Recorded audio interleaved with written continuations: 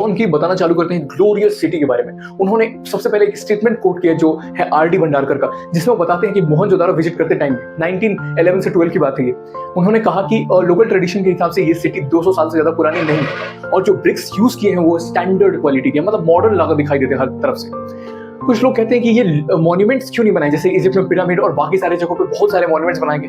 तो हड़प्पा के लोग और मोहनजोदारो के, मतलब इंडस वैली में उस समय टिम्बर की जो अवेलेबिलिटी थी वो बहुत ज्यादा थी, तो उन लोगों ने टिम्बर्स को ब्रिक के साथ यूज किया था, जिससे कोई लॉन्ग लास्टिंग स्ट्रक्चर नहीं बन सकता था। जैसा कि अगर हम स्टोन से बनाए तो वो हजारों साल तक खड़ा रहता है।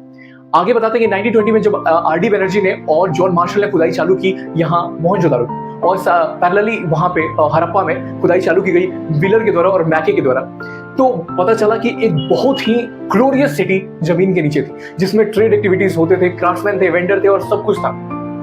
एक्चुअल में जो वहां की सड़कें थी वो एक दूसरे को 90 डिग्री पे काटती थी। वहां का जो सिटी था वो टोटली ग्रिड पैटर्न पे था, यहां तक कि सीवेज भी उन्होंने बना रखा था उसमें।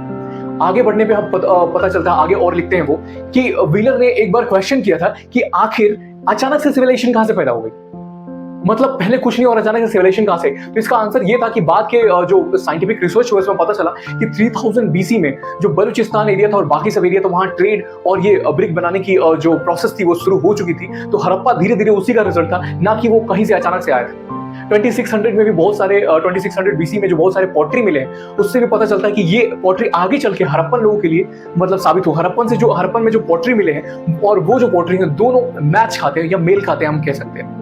आगे हम देखते हैं कि ये जो ज्यादातर इन लोगों को आयरन के बारे में नहीं पता था, ये सिर्फ कॉपर और ब्रॉन्ज टूल्स का इस्तेमाल करते थे।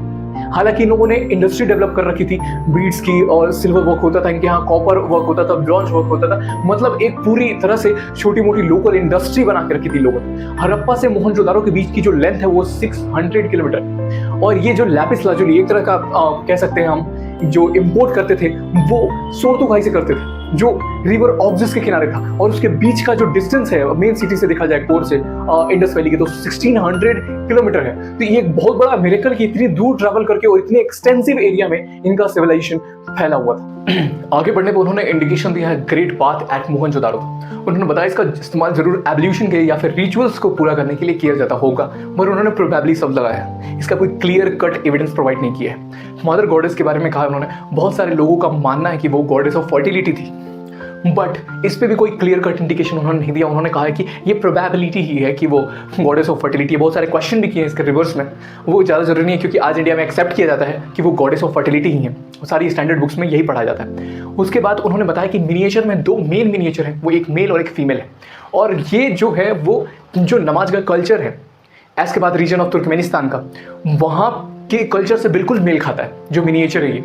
उसके बाद उन्होंने डांसिंग गर्ल का एग्जांपल दिया कि डांसिंग गर्ल कहीं ना कहीं प्रोटो एस्ट्रोलॉजी की लगती है, क्योंकि जो उनके नोज है वो ब्रॉड है और जो लिप्स हैं वो थोड़े चौड़े हैं, तो उनका कहना है कि ये जो है ज़्यादातर मेसोपोटामिया और पर्शियन गर्ल्स के जो कल्चर से मेल खाता है। एक बहुत ही मॉडर्न क्वेश्चन है कि हड़प्पा के साथ नॉन हड़प्पन सिटीज़ जो थी वो एग्जिस्ट करती थी या नहीं। बिल्कुल करती थी। जो एविडेंसेस है उन्होंने प्रोवाइड किया कि सैरामिक्स को देख के ऐसा लगता है कि बहुत सारी और भी नॉन हड़प्पन सिटीज थी जो एग्जिस्ट करती थी। 1900 बीसी में बताते हैं कि हड़प्पा और मोहनजोदारो इन सबको पूरी अबांडन अचानक से हो जाते हैं, लोग खाली करके चले जाते हैं या फिर वहाँ पे एविडेंस ही नहीं मिलते किसी के रहने के। तो इससे ये पता चलता है कि या तो फ्लड इसका कारण रहा होगा या फिर सैलिनेशन कारण रहा होगा इसका। उन्होंने बताया कि कालीबंगा राजस्थान में एक प्लेस है, वहाँ पे भी लोगों को ऐसा ही रिस्पॉन्स देखने को मिला। तो इसके पीछे बताते हैं कि घग्गर नदी अचानक से सूख गई थी, इसकी वजह से ये हुआ होगा। बाकी पंजाब, गुजरात और हरियाणा के बारे में बात करते हुए ऐसा बताते हैं कि यहाँ के जो साइट्स थी वो इवन और ज़्यादा बाद में फ्लोरिश हुए और पॉपुलेशन भी इन जगहों की बहुत ज़्यादा बढ़ी थी। उसके बाद वो बताते हैं कि हड़प्पा के खत्म होने के बाद क्या हुआ, तो क्या स्क्रिप्ट बच पाया उनका? नहीं, स्क्रिप्ट में डिक्लाइन देखने को मिला, और उसके बाद पॉटरी जो थी नॉन हड़प्पन पॉटरीज, उन सब चीज़ों में भी एक फ्लोरिश देखने को मिला कि नई टाइप की पॉटरी दिखाई दी वहाँ पे। और उसके बाद वो बताते हैं कि बट जो एग्रीकल्चर एक्टिविटी उन्होंने की थी, एग्रीकल्चर में इतनी ज़्यादा एक्सपर्टीज बटोरी थी, क्राफ्ट्समैन स्किल्स जो थे वो उन लोगों ने वो सब चीज़ों ने सर्वाइव किया, बहुत सारे टाइम तक वो रहे। और इवन एग्जांपल देते हुए बताते हैं कि जो स्पिनिंग और वीविंग है कॉटन का, मतलब कॉटन टेक्सटाइल है, वो बहुत सालों तक इंडिया की पहचान बनी रही। उसके बाद वो कहते हैं कि जो ये सिटीज़ थी वो प्रोबेबली यहाँ 30 से 50,000 के आसपास लोग रहते थे, तो ये जरूर यहाँ व्हील्ड ट्रांसपोर्ट होता होगा, क्योंकि वही ट्रांसपोर्ट का एक एग्जांपल उनके टॉय से मिलता है कि जो टॉय दिखाए गए हैं जो मिले हैं उनमें साफ साफ दिखाई देता है कि वो पूरे मतलब व्हील लगे हुए हैं उसमें, तो वो व्हील ट्रांसपोर्ट जरूर प्रेफर करते होंगे। और उसके बाद ये भी बताते हैं कि लेबर भी होंगे वहाँ पे, और जो बाकी स्टोरेज वगैरह होती होगी वो भी रही होगी, तभी इतने सारे लोग आसानी से वहाँ पे रह पाते होंगे।